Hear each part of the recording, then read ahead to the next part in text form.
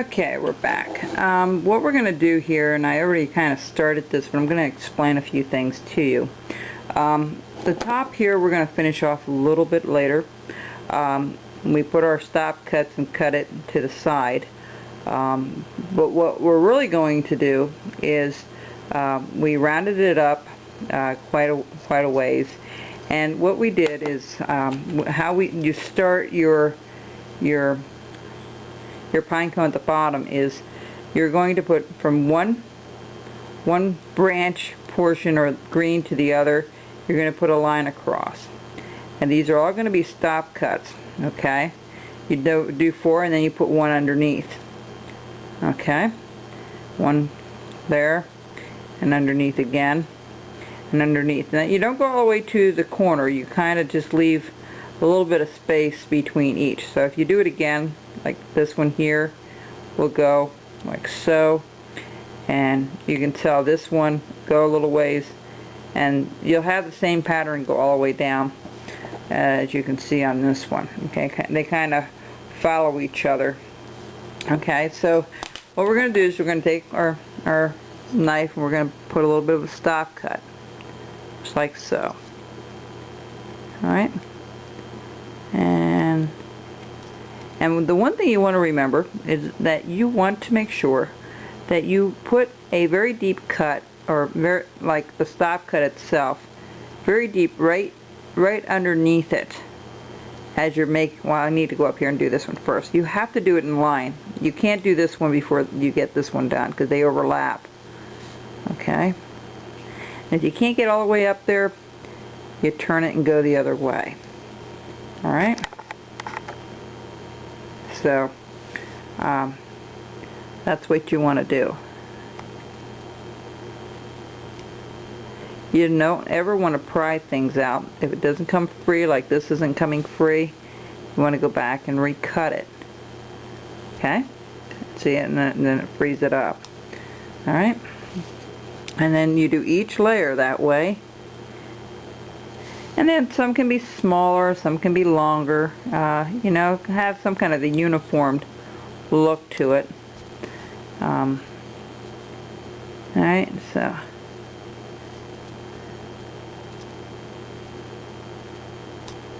just get rid of those. Alright, and again we're going to go, you know, you can blend it in a little bit and go down from here. I don't really even need a pencil, but you can if that's easier for you to draw it out so you know where to go with your stop cut. That's perfectly okay. Alright, so you want to follow this and you want to do this pattern all the way down to the very end. Now when you get to the very end, you just keep going, and I'll show you what that looks like when we get to that point. When I get down there, I'll show you exactly what we're doing. Alright, so here's our next spot. You know, you kind of figure out where you're going, and you do 1 row at a time. It seems slow, but you'll get it there. It's not a huge project. You know, just take your time. It's part of the fun, is seeing it progress and enjoying the actual work. I love feeling that knife going through the wood and stuff. I really do. And having a piece, you know, turn out nice when you're done. And the nice thing about this, it's an easy project. It's not a difficult project to do. It's just a little time consuming because you've got to put all these stop cuts in. But you know, you can sweep it with the end of the knife like this too if you want. Might be easier. Some people, when they're new, they have a tendency of cutting all the way through it and not being careful. So and what I'm going to do here, I'm going to do 1 more, and then we're going to go into something a little different. We're going to show you how to do the top here, and I'll show you what that looks like when it's done. Alright, just like so. Okay, and you can make it kind of deep. The deeper it looks, the more depth it has. Now, how did I do this portion up here? That's fairly simple. What you want to do is, if you want to take a pencil, you can. This is a little bit of a curvature, and I'll do each one that way. I'm only going to show you one, and the rest I'm going to do when I'm offline, just so it's a little bit easier to take care of. Alright, and okay, alright, so I keep my knife at an angle, and I go down one side, turn it around, and I come up, do the other side, just like so. Alright, you can make that a little deeper if you want. And then what I do is I kind of go back and forth. This is a little new style. You can go up and then turn it and go the other way. That's entirely up to you. You can use a V tool if you want. I am not an expert when it comes to the V tool. I like using a knife. I like to be able to take it wherever I'm going and work on it. So what I do is I'm going to show you a few. I go in and then I turn the knife a little bit, just like so. And you want to try to go all the way up to that center line.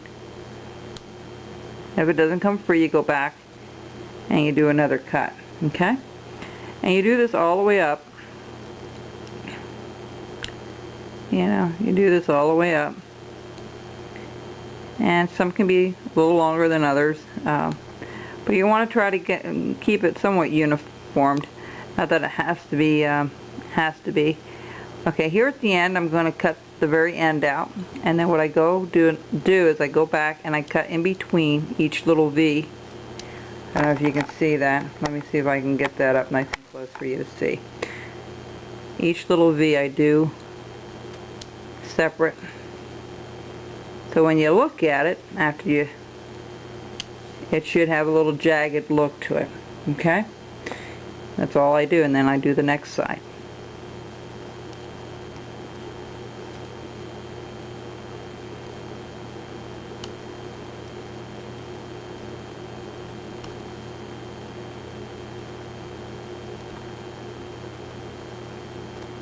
Alright, you get the idea of what I'm doing here. And when you get down here, you don't want to put a lot of pressure on it because you're going to end up breaking something off. So a little slicing motion helps once in a while. You know, take your knife and just slice it. An easy touch, that's what you need down here. Easy touch. Okay, and then you go back and you do your little, let's see how I can focus. There we go. Just go back and take those little corners out.